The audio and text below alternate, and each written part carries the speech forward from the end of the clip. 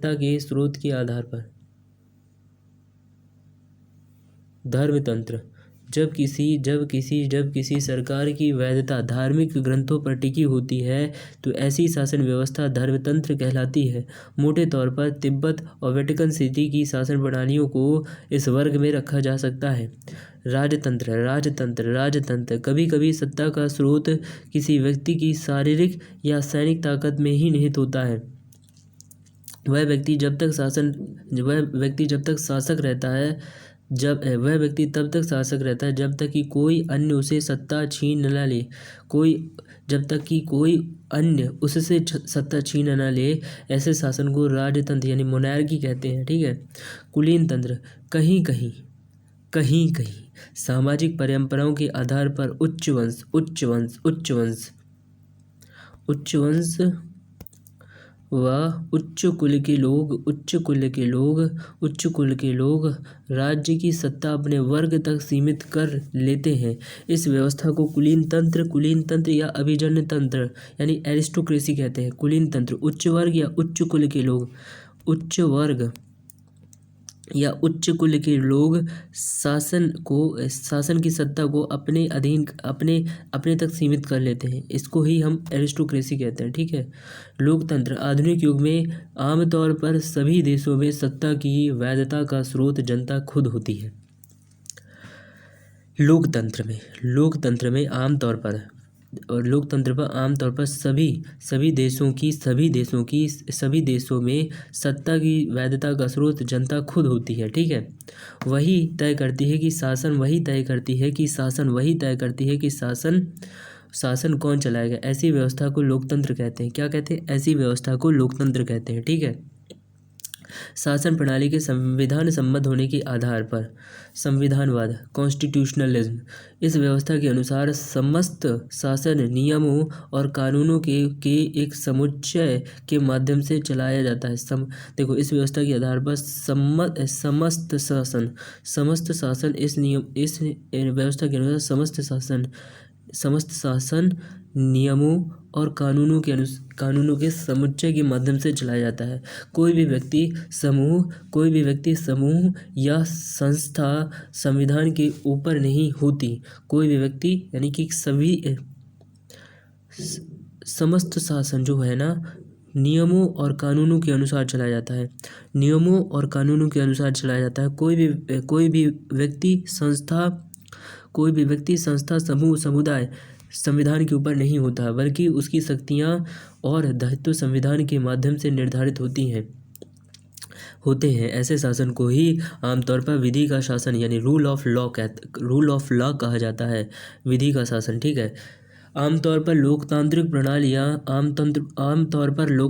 प्रणालियां संविधान के दायरे में आती हैं। हालांकि भूतपूर्व सोवियत संघ और वर्तमान चीन की सरकारें उदार लोकतंत्र को स्वीकार न करने के बावजूद एक खास दृष्टिकोण से स्वयं को संविधानवादी बताती रही हैं। गैर संविधानवादी, नॉन कॉन्स्टिट्यूशनलिज्म, इसमें संविधान या विधानों के निश्चित समुच्चय को सर्वोच्चता प्राप्त नहीं होती है। इसमें संविधान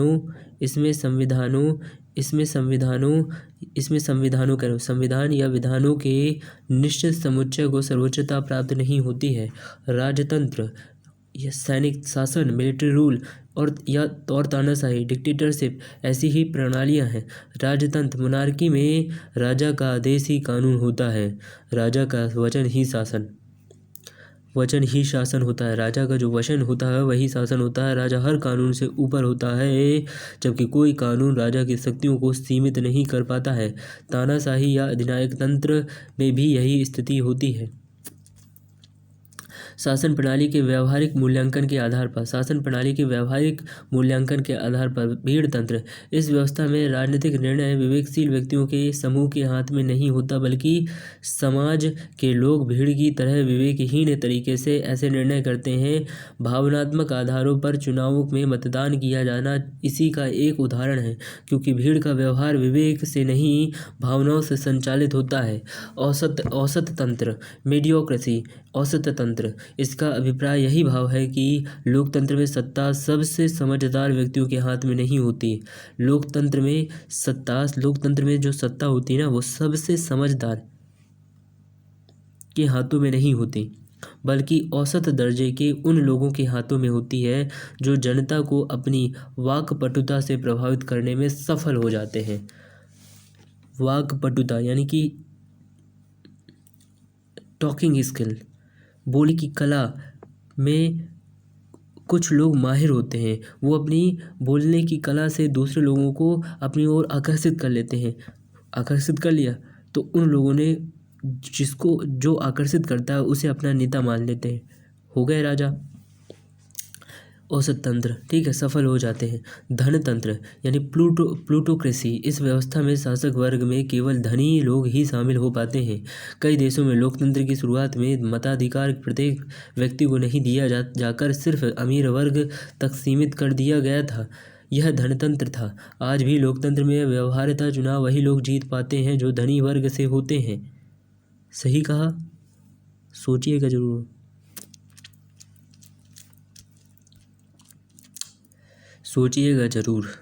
निरंकुश तंत्र, इसमें शासक वर्ग किन्हीं भी सीमाओं को ना मानते हुए अपनी मर्जी के मुताबिक शासन चलाता है। ऑटोक्रेसी, इसमें शासक वर्ग जो होता है कि भैया जिसकी लाठी उसकी भैंस, इस पे शासक वर्ग किन्हीं भी सीमाओं को ना मानते हुए अपनी मर्जी के मुताबिक शासन चलाता है। आमतौर पर राजतंत्र, तानाशाही या अल्पतंत्र में निरंकुश तंत्र, ऑटोक्रेसी बनने की ज़्यादा प्रवृत्ति होती है, किंतु कभी कभी लोकतांत्रिक शासन प्रणाली में भी ऐसे उदाहरण देखने को मिलते हैं। आपने देखा है? नहीं देखा तो सोचिए, नहीं सोचना तो पढ़िए, नहीं पढ़ना तो सुनिए। गुणतंत्र या योग्यता तंत्र, मेरिटोक्रेसी, यह एक ऐसी राजनीतिक प्रणाली है जिसमें प्रत्येक व्यक्ति को उनकी योग्यता के अनुसार शक्ति या तथा दायित्व वितरित किए जाते हैं। इस प्रणाली में राजनीतिक नेतृत्व और नौकरशाही में आने के लिए व्यक्तियों में मुक्त प्रतिस्पर्धा होती है तथा जो उम्मीदवार सबसे अधिक योग्य होते हैं उन्हें ही वह पद और प्रतिष्ठा प्रदान की जाती है। समाज के वंचित वर्ग, डिप्राइव्ड क्लासेस, प्रायः गणतंत्र का विरोध करते हैं क्योंकि कई शताब्दियों के वंचन, डिप्रीविएशन और दमन, सप्रेशन के कारण उनकी क्षमताएं तुलनात्मक रूप से कम हैं। दूसरी ओर समाज का ताकतवर वर्ग प्रायः गणतंत्र का समर्थक होता है क्योंकि वंचित वर्गों की तुलना में उसे अपनी क्षमताओं को विकसित करने का ज़्यादा अवसर प्राप्त होता है। वृद्ध तंत्र, जीरोंटोक्रेसी, इस शासन व्यवस्था में शासन के सर्वोच्च पद पर आसीन होने का मौका वृद्ध व्यक्तियों को ही मिलता है। परंपरागत समाजों में जहां अधिक आयु को परिपक्वता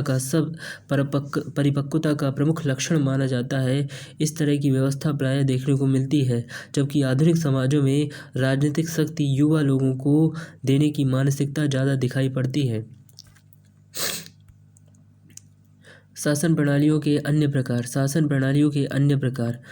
प्रणालियों का वर्गीकरण कुछ अन्य दृष्टियों से भी किया जा सकता है। इसके दो प्रमुख उदाहरण निम्नलिखित हैं। शासन प्रणालियों के प्रकार, टाइप्स ऑफ गवर्नमेंट सिस्टम, तो केंद्र और प्रांतों के संबंधों के आधार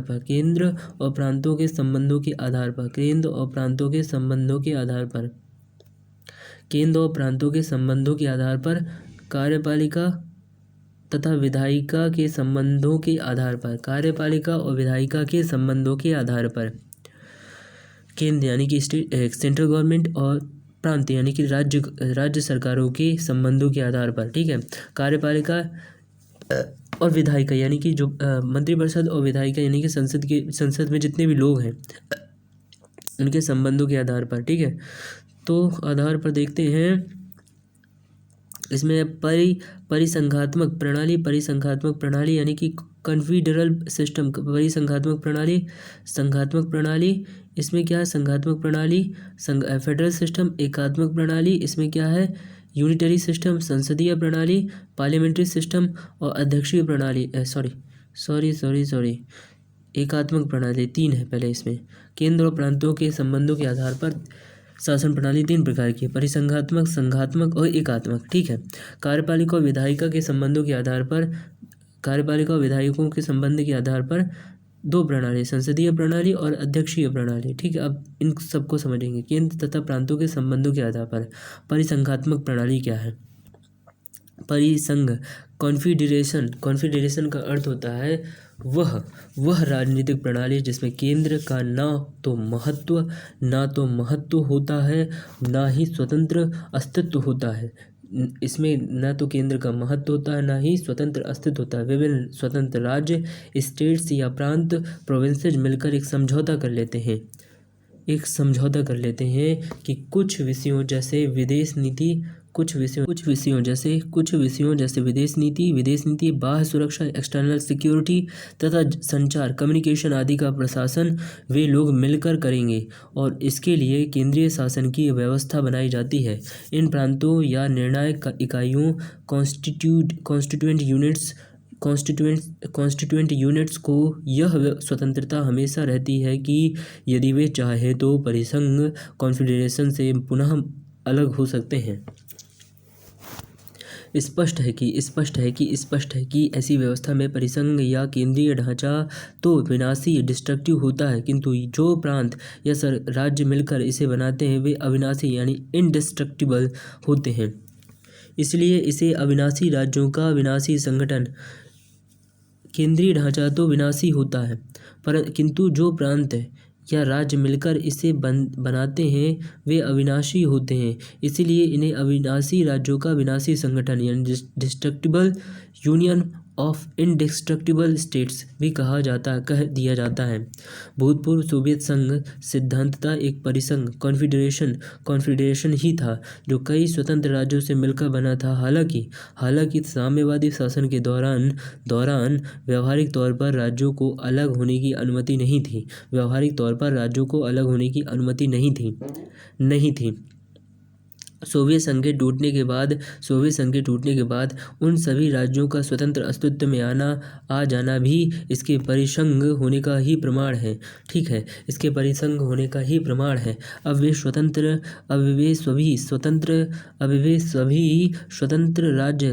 राज्यों के राष्ट्रकुल CIS यानी कॉमनवेल्थ ऑफ इंडिपेंडेंट स्टेट्स के रूप में जुड़े हैं, पर यह संगठन यूरोपीय यूनियन की तरह एक ढीला ढाला सा संगठन है जिसे औपचारिक फॉर्मल दृष्टि से परिसंघ कॉन्फेडरेशन भी नहीं कहा जा सकता है। ठीक है। इसी प्रकार संयुक्त राज्य अमेरिका का जब गठन हुआ था तो वह भी परिसंघ यानी कॉन्फेडरेशन के रूप में ही विकसित हुआ था, किंतु आगे चलकर अमेरिकी सर्वोच्च न्यायालय के कुछ क्रांतिकारी निर्णयों से राज्य का अलग होने का अधिकार खत्म हो गया। इसलिए अब अमेरिका परिसंघ न होकर संघ बन गया है। ठीक है। संघात्मक प्रणाली फेडरल सिस्टम।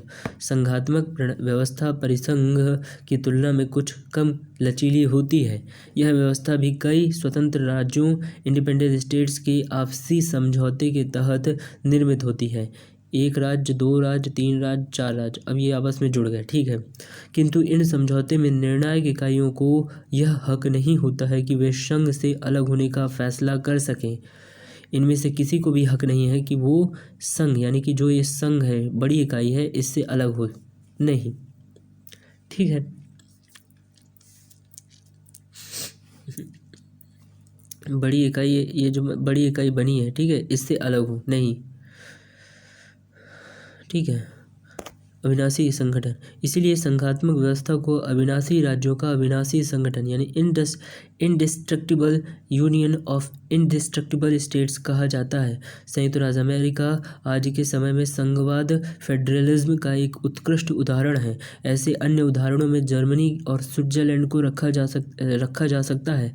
ध्यातव्य है कि स्विट्जरलैंड का नाम तो स्विस कॉन्फेडरेशन है, किंतु वास्तविक रूप में यह एक संघ फेडरेशन ही है, क्योंकि किसी भी कैंटन को संघ फेडरेशन से अलग होने का अधिकार नहीं है। ठीक है।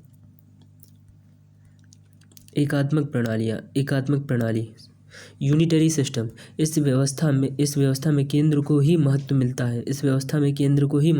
है। प्रांतों को नहीं। आमतौर पर छोटे देशों में जहां केंद्रीय शासन पूरे देश की व्यवस्था का संचालन करने में समर्थ होती है, ऐसी व्यवस्था बनाई जाती है। ऐसी व्यवस्था में राज्यों या प्रांतों को कोई विशेष अधिकार नहीं होता है, ना ही उनके पास निश्चित शक्तियाँ होती हैं। उन्हें सिर्फ केंद्रीय शासन द्वारा सौंपे गए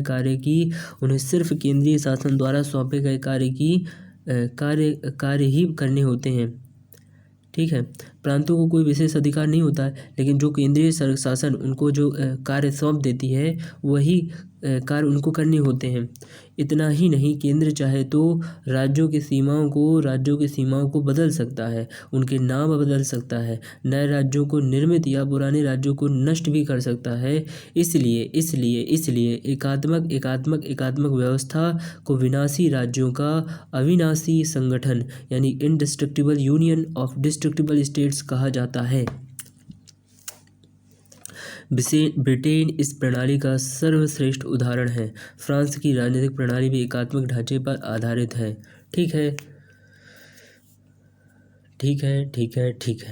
परिसंघात्मक तथा संघात्मक प्रणालियों की विशेषताएं। परिसंघात्मक तथा संघात्मक प्रणालियों की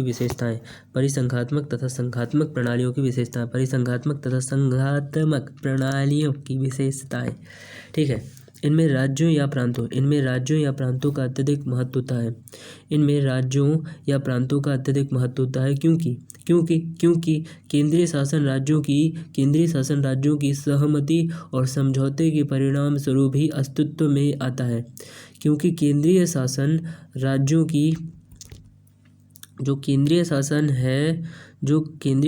है वो राज्यों की सहमति और समझौते के परिणाम स्वरूप ही अस्तित्व में आता है। ठीक है, राज्यों और केंद्र के मध्य शक्तियों और दायित्वों का वितरण स्पष्ट रूप से होता है, क्योंकि इसी के आधार पर राज्यों और केंद्र के मध्य समझौता होता है। ठीक है, शक्तियों का वितरण स्पष्ट रूप से होता है। ये केंद्र हो गया और ये राज्य हो गया। ठीक है, इनके बीच जो शक्तियां हैं वो स्पष्ट बटी हुई हैं।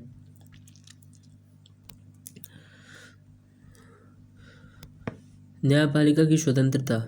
फ्रीडम ऑफ जुडिशरी और संविधान की व्याख्या के मामले में न्यायपालिका की सर्वोच्चता, जुडिशियरी सुपरमेसी का सिद्धांत इन प्रणालियों में अनिवार्यतः स्वीकार किया जाता है, क्योंकि जो संविधान केंद्र तथा राज्यों के मध्य शक्तियों का वितरण करता है, उसकी समुचित व्याख्या को लेकर कई विवाद उत्पन्न होते हैं। इन विवादों के निपटारे के लिए न्यायालय की सर्वोच्चता के सिद्धांत को मानना जरूरी हो जाता है। परिसंघात्मक तथा संघात्मक शासन प्रणालियों के लाभ। यदि समाज में जातीय, धार्मिक, क्षेत्रीय वैविध्य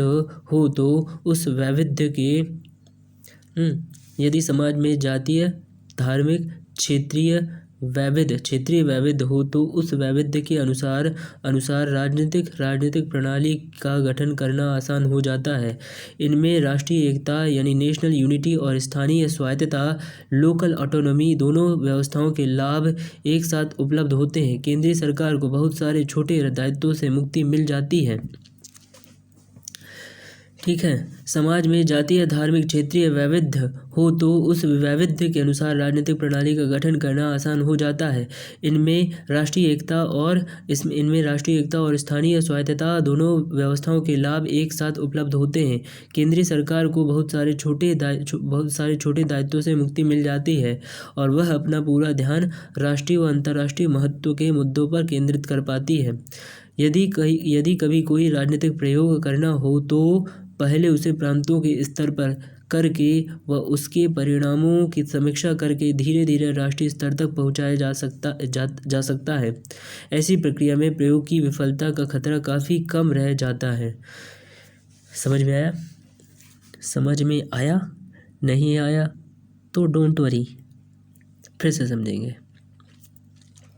यदि समाज में जातीय धार्मिक क्षेत्रीय वैविध्य हो तो उस वैविध्य के अनुसार राजनीतिक प्रणाली का गठन करना आसान हो जाता है। इसमें राष्ट्रीय एकता और स्थानीय स्वायत्तता दोनों व्यवस्थाओं के लाभ एक साथ उपलब्ध होते हैं। केंद्रीय सरकार को बहुत सारे छोटे दायित्वों से मुक्ति मिल जाती है और वह अपना पूरा ध्यान राष्ट्रीय व अंतर्राष्ट्रीय महत्व के मुद्दे पर केंद्रित कर पाती है। यदि कभी कोई राष्ट्रीय राजनीतिक प्रयोग करना हो तो पहले उन कुछ प्रांतों के स्तर पर करके व उसके परिणामों की समीक्षा करके धीरे धीरे राष्ट्रीय स्तर पर तक पहुंचाया जा सकता है। ऐसी प्रक्रिया में प्रयोग की विफलता का खतरा काफ़ी कम रह जाता है। ठीक है।